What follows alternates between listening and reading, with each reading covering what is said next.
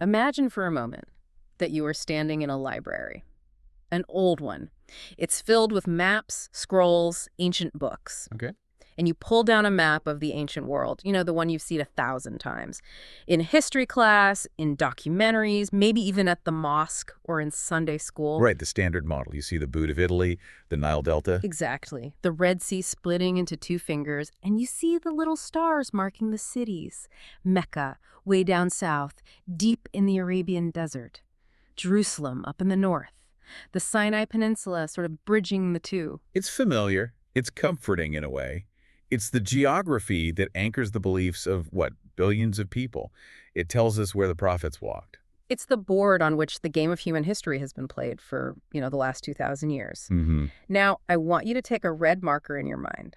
I want you to look at that map, and I want you to realize that almost every single pin you've placed for the major events prophetic history, well, it might be in the wrong place. Okay, that's a big claim right out of the gate. It is. What if I told you to take that map and just sort of shift the entire focal point? What if the Holy Land isn't exactly where you think it is? What if the prophets didn't live in the emptiness of the desert, but in these lush, civilized valleys further north? And this is the big one.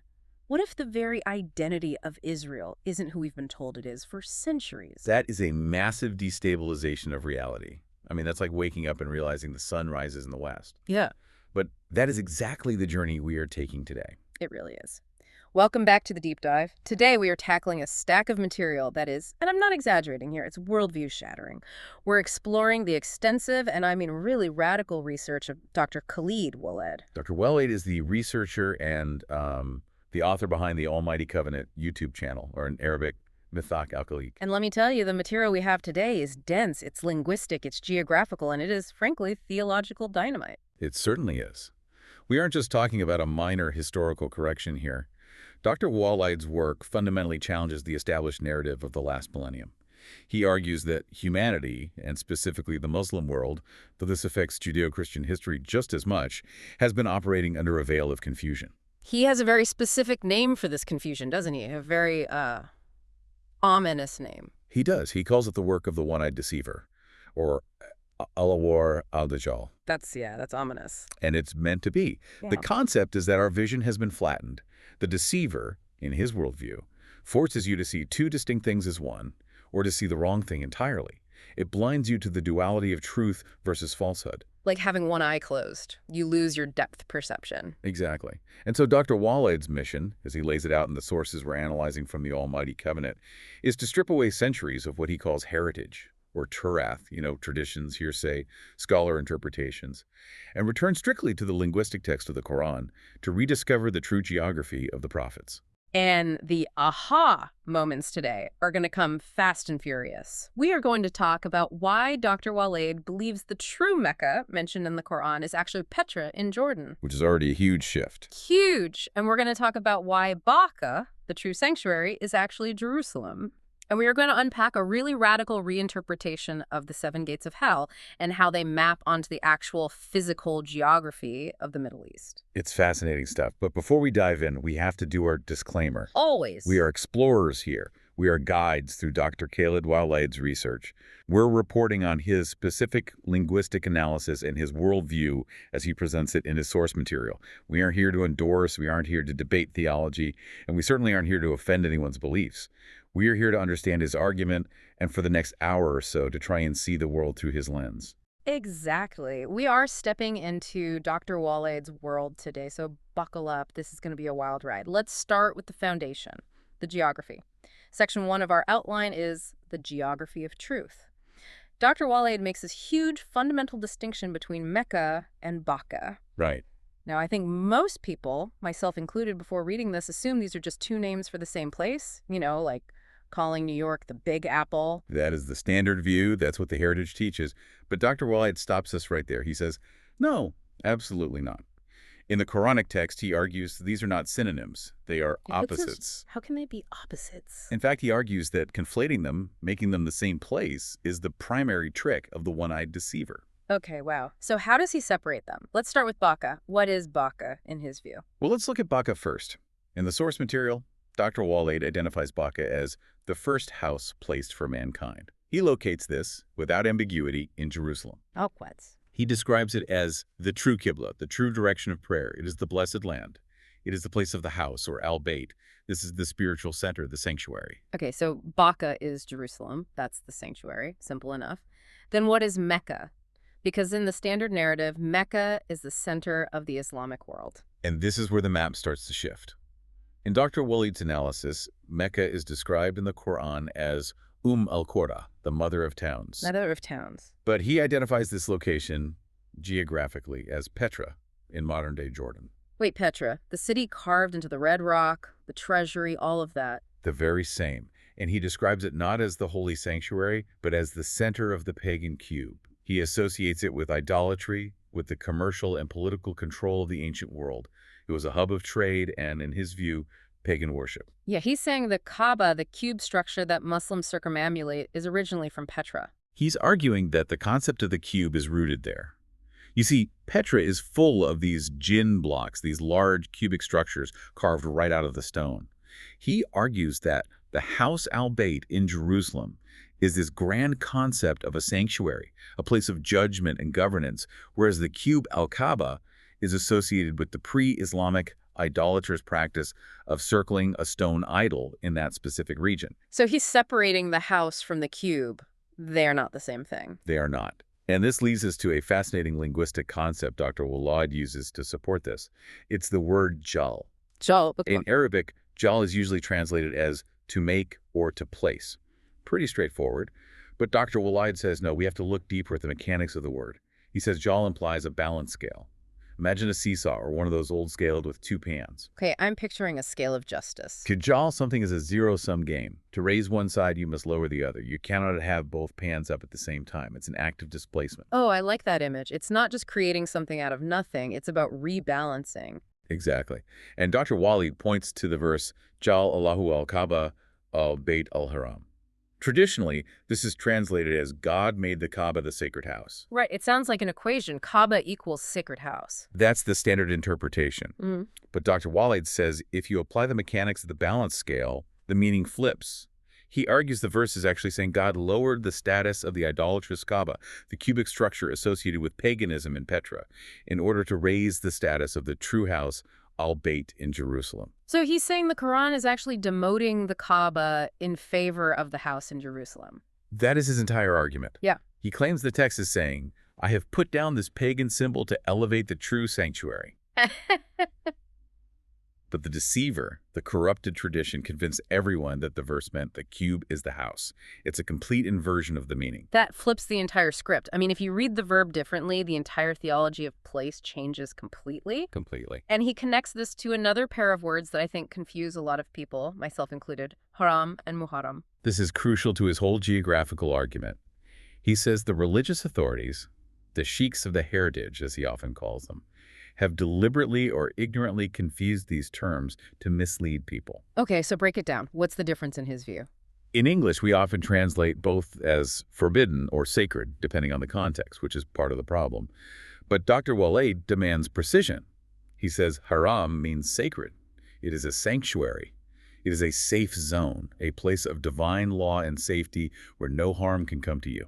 Think of it as a refuge. Okay, haram is a sanctuary. Got it. Muharram, on the other hand, comes from the same root, but means forbidden, restricted, prohibited, a place where you are not supposed to go or an action you're not supposed to do. It's a place that has been blocked off. So haram is come here for safety, and muharram is do not enter. Roughly, yes. A perfect distinction. And Dr. Waleed argues that the current location known as Mecca in the desert and its predecessor in Petra was a place God made Muharram forbidden. He cites the verse referring to the Lord of this town which he has forbidden. Elothi Haramaha. He argues God prohibited that town. But the house in Baka, which is Jerusalem, is al-Haram, the sanctuary. So the deceiver made people confuse the forbidden land with the sacred land. Precisely. And if you confuse forbidden with sacred, you might end up venerating the wrong spot. You might end up circling the forbidden location in the desert rather than entering the sacred sanctuary in Jerusalem. Dr. Waleed is saying, no, split them apart. See the duality, truth versus falsehood.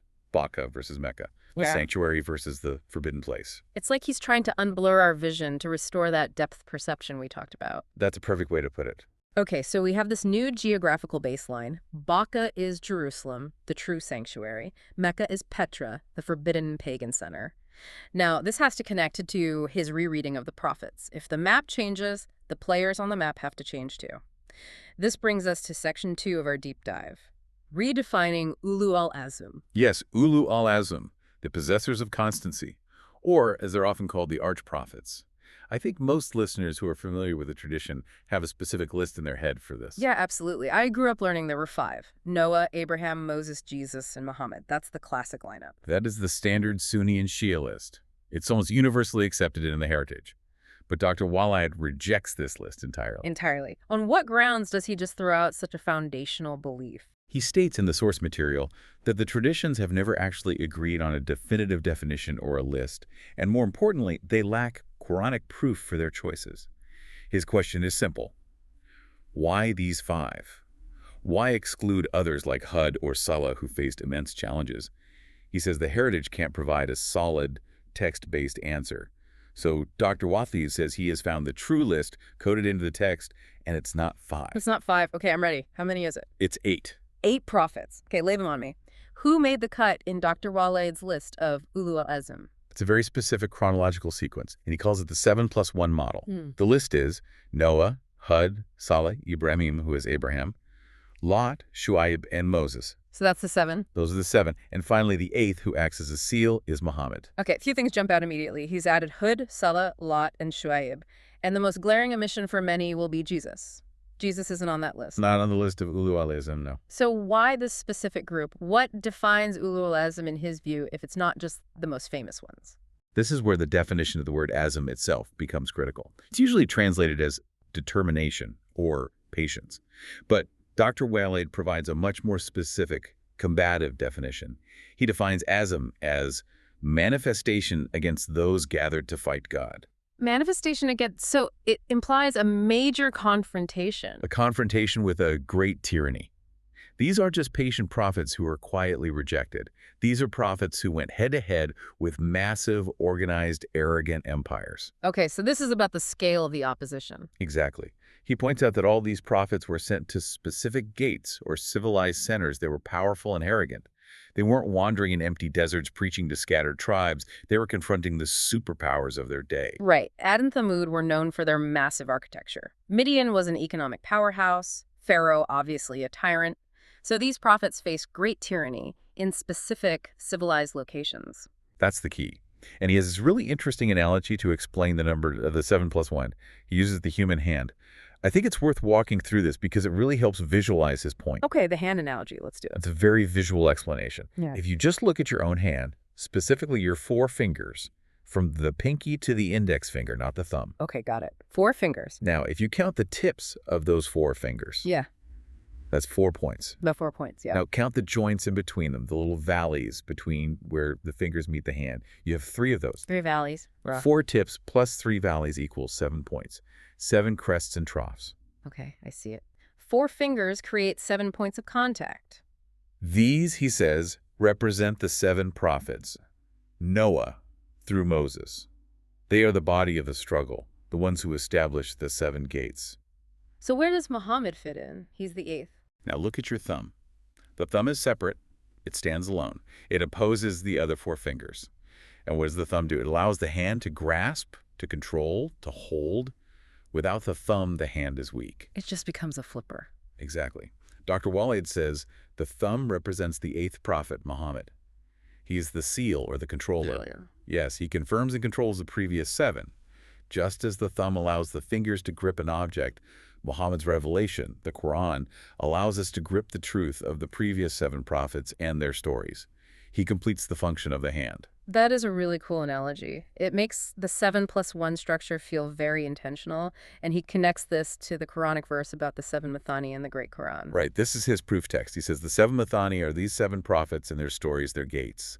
And the Great Quran is the revelation given to the seal, the thumb, Muhammad, which encompasses and clarifies them all. Okay, we have to unpack this term Mathani then. Because I've always heard it translated as the 7 oft-repeated verses, and people usually say it's referring to Surah Al-Fatiha, the first chapter of the Quran, because it has 7 verses. But that's the common heritage interpretation, yes. But Dr. Waleed has a totally different take. Totally different. He argues that interpreting Mathani as just Al-Fatiha is a major oversimplification by the heritage scholars. He takes Mathani back to its linguistic root, Thania, Thania. which can mean folded, bent, doubled, or downtrodden. So in this context, he interprets Mathani as the folded or the downtrodden. The folded ones, what does that mean in a historical context, a folded nation? It refers to nations or groups that were folded up like a piece of paper. They were broken, collapsed, destroyed by God because of their arrogance. He then makes a direct and really shocking connection. He links the 7 Mathani directly to the 7 gates of hell mentioned in the Quran. Whoa. Wait, so the 7 gates of hell aren't just, metaphorical doors in the afterlife for different types of sinners. In Dr. Waleed's theory, they are not just in the afterlife. They are specific geographical and historical gates on earth where these specific peoples were judged and destroyed. He argues that hell, Jahannam, has earthly entry points, places of great judgment and destruction. So hell has zip codes. That is a terrifying thought. In a manner of speaking, yes. It makes it very real, very tangible. And Dr. Waleed pairs each gate, which represents a location and a people, with a key, which is the prophet from his list of Ulu al-Azm who was sent to them. Okay, let's go through these gates. I want to know where they are, according to him. This is section 3 of our outline, the 7 Mathani. Okay, let's run down the list he provides. And remember, a key part of his thesis is that he places all of these in what he calls the region of striking examples, which is the Jordan and Palestine area. They're all clustered together. Not scattered across the globe. Not at all. So gate 1, Bab al-Tanur. This means the gate of the oven. This corresponds to the people of Noah. He argues the flood mentioned in the Quran started from the oven, which he links to geothermal activity, geysers, or volcanic vents in that region. Interesting. Okay. Gate 2. Gate 2, Bab al-Akaf, or Iram. This is the gate for the people of Ud, the people of Ad. And gate 3. Gate 3, Bab al-Hujr. This is for the people of Saleh, the people of Thamud. Okay, I have to stop you there for a second. Ad and Thamud. Traditionally, Ad is placed way down in Yemen in the empty quarter, and Thamud is in northern Saudi Arabia at Madain Saleh. Why does he move them both north into this Jordan-Palestine corridor? It comes down to the Quranic descriptions. Hewing the mountains into houses, the Iram of the pillars. Dr. Waleed argues that the geography of Yemen doesn't really fit the description of these massive rock-hewn civilizations as well as the geography of Jordan does, especially around Petra. He says the heritage scholars moved these stories south to distance them from the true Holy Land, to create a new narrative centered in the Arabian Peninsula. But the Quran, he claims, keeps pointing back to this middle region. So he's saying the evidence is literally carved in the stones of Jordan? That's his claim. Okay, back to the list. Gate 4. Baba Ras, the gate of the well. He identifies the people of Ras as the people of Ibrahim. Okay. Gate 5. Baba Shab al-Fil, the owners of the elephant. Now hold on. Traditionally, the Year of the Elephant refers to the story of an army with an elephant that tried to attack the Kaaba in Mecca in the year the Prophet Muhammad was born. Yes, but Dr. Waleed links this not to Muhammad's time, but to the people of Lot, the destroyed cities of Sodom and Gomorrah. How does he make that connection, an elephant in the story of Lot? He suggests elephant, or fil, might be a symbolic term for a massive, clumsy, arrogant power, or perhaps a linguistic connection we've lost. But his textual link is this. He ties the stones of baked clay, mentioned in the Quran, that were used to destroy the elephant army directly to the stones of baked clay used to destroy the people of Lot. He sees them as the same event archetype, a story of divine judgment from the sky. That's a radical unification of two stories that are traditionally centuries apart. It is. It's a pattern he sees everywhere. Next, gate 6. Bab al-Aika, the gate of the thicket. This is the people of Shu'aibah, or Midian. And finally, gate 7. Bab al-Ard al-Muqaddasa, the gate of the sacred land. And this would be for Moses. This is the gate of Moses, dealing with Pharaoh and the rebellious children of Israel in that very land. That's 7 gates for the 7 prophets, but there's an 8th prophet, the seal, so there's an 8th gate. Right. The 8th gate is Bab Mecca, or al-Qura, the mother of towns. This represents the people of Muhammad. Specifically, Dr. Waleed identifies them as the people of Tuba and the Quraysh, who were destroyed or more accurately, spiritually defeated and superseded. This is the location he identifies with the pagan cube in Petra. This creates a completely new map of prophetic history. It's not just a few corrections. Instead of prophets scattered all over the Middle East, from Iraq to Egypt to Yemen, he's clustering them all, from Noah to Muhammad, into this specific, tight corridor of Jordan and Palestine. Yes, he calls it the region of striking examples, or Mantiqat Darb al-Amthal. He argues God placed all these examples of destruction and judgment in one concentrated region so that future generations could physically see the ruins and learn from them. He calls it a living museum of divine judgment, all within, driving distance of the Dead Sea. That makes the Holy Land incredibly dense with history. It's like every single rock and valley has a story, a warning, a gate. Wow. Now, speaking of these stories, we have to tackle what might be the most controversial part of his thesis for many people. This is section 4. The mystery of Israel versus Jacob. I think for 99% of people listening, Jacob is Israel. Full stop. The Bible says Jacob wrestled with an angel and was renamed Israel. It's Sunday School 101. It's foundational to Judeo-Christian and Islamic tradition. And the heritage generally agrees with that narrative. Yeah. But Dr. Waleed, as he does with everything, goes back to the Quranic text and asks a very simple and very disruptive question. Where in the Quran does it explicitly say Jacob is Israel? And the answer is? It doesn't.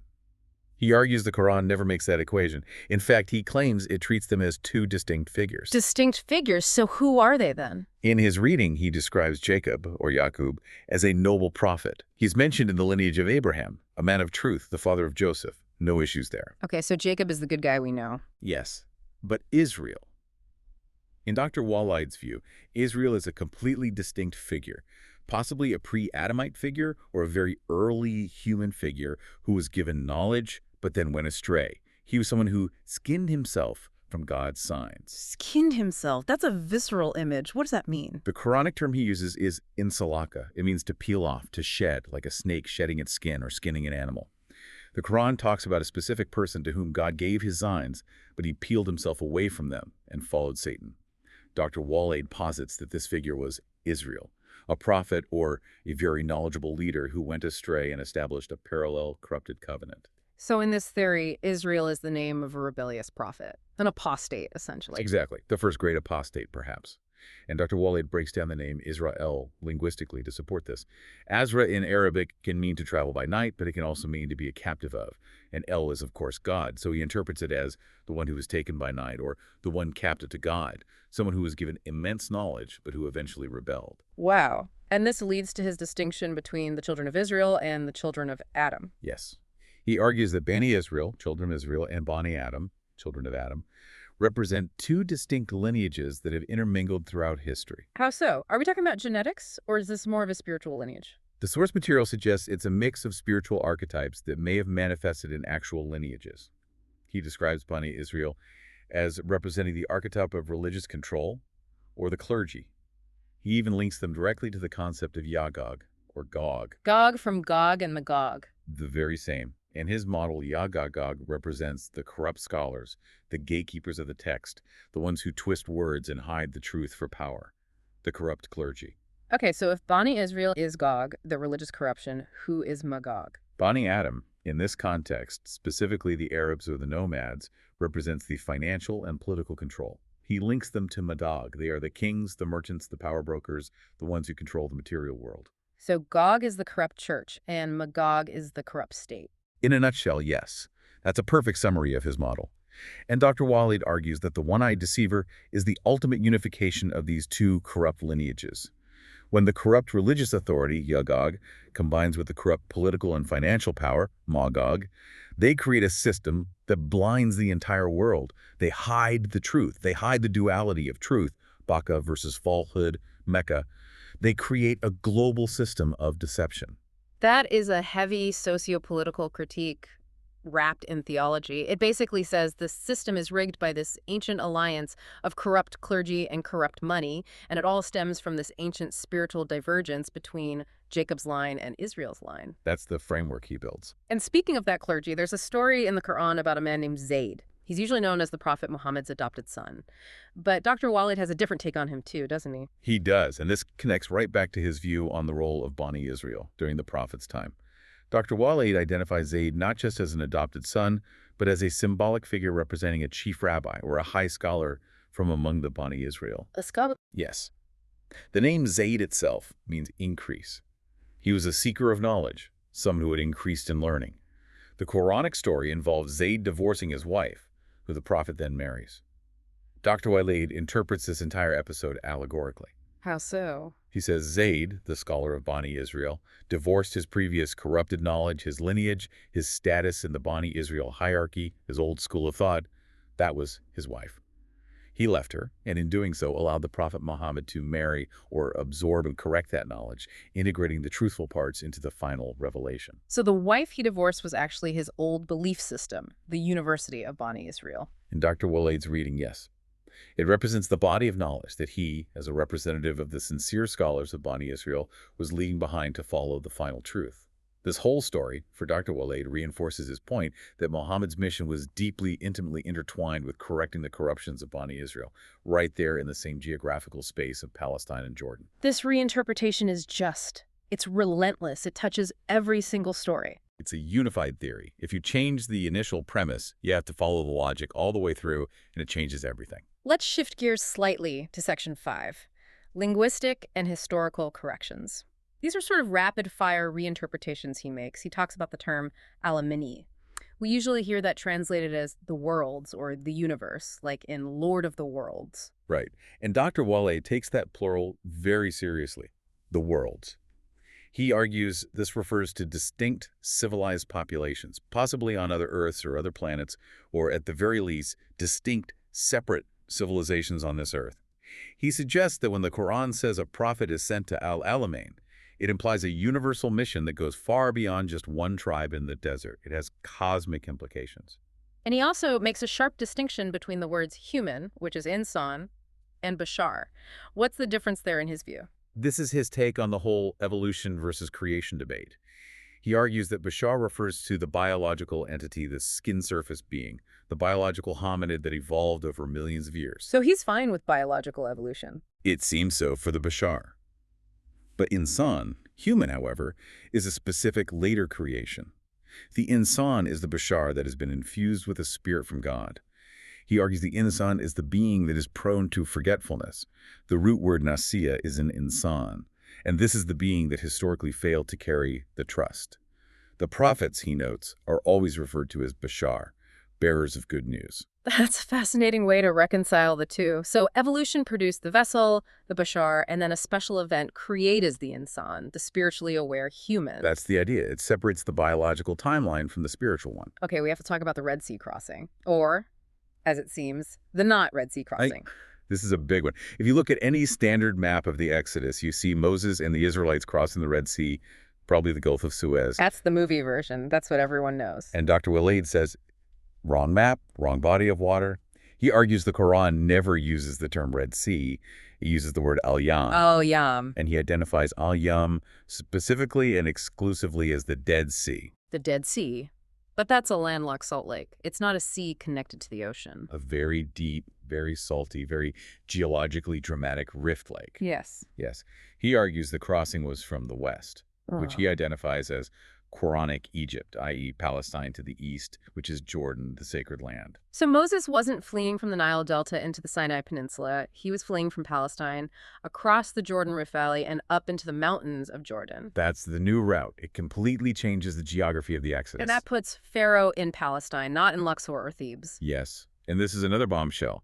Dr. Waleed completely challenges the traditional Egyptian pharaonic timeline for the Exodus. He identifies the Pharaoh of Moses not as Ramses II or one of the Egyptian kings we know from archaeology, but as a Persian figure, possibly associated with Darius. Darius the Great, the Persian king. But that's a huge time jump. We're talking almost 1,000 years difference from the standard chronology. It is a massive chronological shift. Dr. Waleed's position is that the history books have been cooked.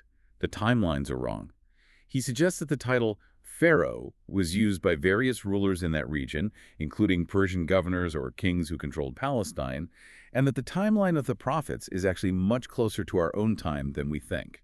So this whole story might have happened much more recently than the Bronze Age. In his model, yes. And to support this, he connects the 70 men of Moses, the elders who went up the mountain with him, to the Sanhedrin, the council of judges of Bani Israel. He claims this specific group, this council of 70, is a recurring archetype of a conspiring elite that reappears throughout history, confronting Jesus and even confronting Muhammad. So we have a Persian pharaoh, a Dead Sea crossing, and a conspiracy of 70 elders that span centuries. This is like a historical thriller. It really is. And it all brings us back to the geography. This is section 6, the Holy Land versus the Blessed Land. He makes a very precise distinction. They sound like the same thing. They do, but he separates them. He identifies the Blessed Land, Al-Ard al-Mubaraka, as Palestine, the location of Baka Jerusalem. Okay, Palestine is blessed. And the sacred land, Al-Ard al-Muqaddasa, is Jordan. So why the distinction? Why is one blessed and one sacred? The sacred land, Jordan, is the place of testing and wandering. He argues the Israelites wandered for 40 years, not in the Sinai Desert, but in southern Jordan, in the area of Wadi Araba and Petra. This was the land made muharram, forbidden to that generation. He's moving the 40 years of wandering as well. He is, and he claims the biblical place names prove it. He says the original names are still there on the maps of Jordan, but we've been told to look elsewhere.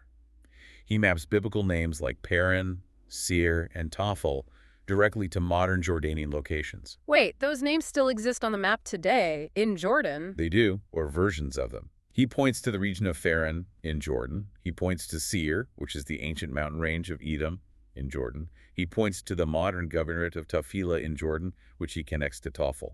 That's compelling. If the names match on the ground, that's hard to just ignore. He argues that the Arabic translations of the Bible and Torah were deliberately mistranslated to hide these locations, to push them south into Sinai or elsewhere to support a different narrative. But the local place names, he says, remained. And he connects Petra to Kadesh Barnea, right? Which is a key location in the Exodus story. Yes, Kadesh Barnea, the holy area, he identifies squarely as Petra. So Petra, in his view, was the site of the wandering, the site of rebellion, but also the site of the later Mecca of the Umayyads and Abbasids, the Mecca of the rock that was eventually obfuscated, and his story moved south. So Petra isn't just a beautiful archaeological site. In his view, it's the location of the forbidden pilgrimage, the pagan center that historically competed with the true sanctuary in Jerusalem. Exactly. And he argues, this explains why so many of the earliest mosques we found don't point to Mecca in Saudi Arabia, but point north towards the Petra Jerusalem area. He says the early Islamic empires, like the Umayyads, were operating out of this middle region, not the deep desert. This connects everything. It's a unified theory that recontextualizes archaeology, linguistics, and the text itself. But what does this mean for us today? This brings us to Section 7, the spiritual application. Dr. Waleed talks about something he calls the artificial intelligence of the soul. That sounds very modern. It is a modern metaphor he uses to explain the concept of the end of prophecy. He suggests that after Muhammad, who he calls the seal, humanity was left with a kind of self-correcting mechanism, like an AI program, embedded within our DNA or our soul, the insan. So we don't need new prophets. We don't need new prophets because the code is now embedded in us. We have the capacity to self-correct our understanding and find the truth, but only if we clear away the virus of the heritage. But the virus being the traditions and the hearsay. Yes. So his call to action is to sanitize the mind. He urges his listeners to reject the heritage, the confusing maps, the contradictory stories, the scholarly opinions, and return strictly to a direct linguistic reading of the Quran. The mission, as he sees it, is to physically and spiritually return our focus to the true Qibla, which is Jerusalem.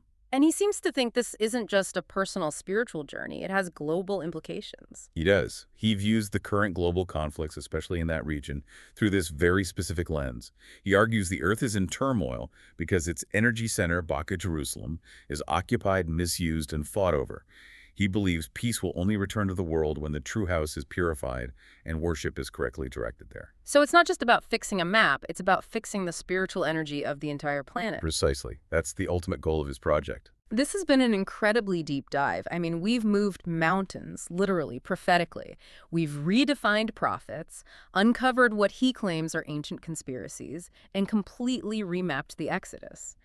Dr. Khaled Waleed's theory is massive. It challenges us to question the very foundations of the history we've been taught. It certainly does.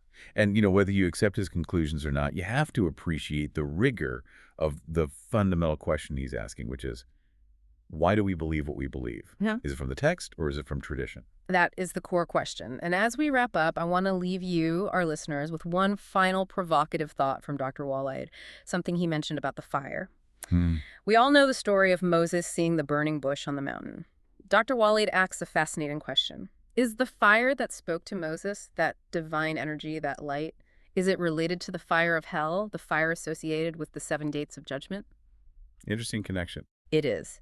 If these gates of hell are actual physical geographical locations in Jordan and Palestine, and if the fire of Revelation is a manifestation of divine energy in that same space, are we living on top of a dormant spiritual volcano? If the entire geography of the prophets is actually in our backyard, right there in that small strip of land, what does that imply about the history we've been taught and the spiritual energy of that place today? It implies that the Holy Land is much more active and perhaps much more dangerous than we realize. A chilling thought to end on. If you want to explore the primary source material yourself, and I highly, highly recommend you do, it's a real rabbit hole, check out the Almighty Covenant channel by Dr. Khaled Waleed. Until next time, keep questioning the map. And keep seeking the true Qibla.